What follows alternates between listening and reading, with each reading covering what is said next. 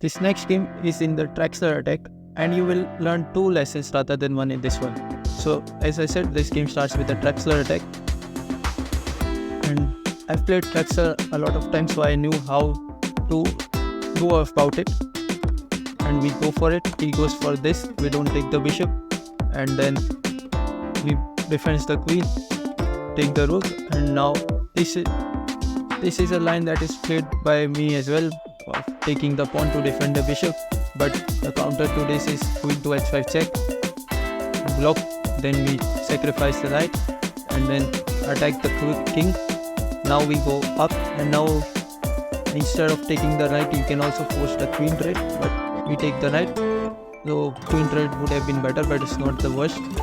He brings the bishop back, we kick away the bishop, he attacks, sort of hooks the pawn, but the pawn is undefeated, so we take with the bishop. We could have taken with the queen and would win check, maybe it would have been better, but again he moves the bishop back, we trade here, and now this is a critical mistake.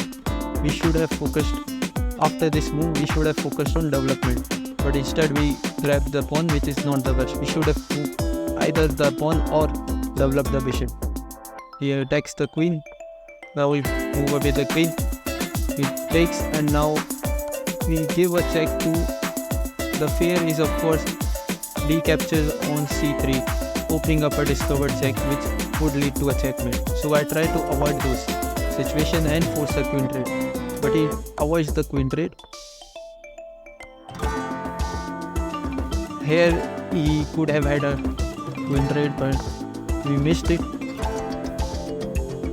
Again repeat, and now is the critical moment. Here we have to play h3 or h4, but we blundered by taking the pawn. And my theory was, if we take the pawn, he will take with the bishop, and then we can move the king, and it's not going to be checkmate. But I missed the move that he played. That was first queen to e1 check, and now it's forced checkmate. And this leads to checkmate. So here the important lesson was to not be grabbing pawns at the wrong moment and to focus on development.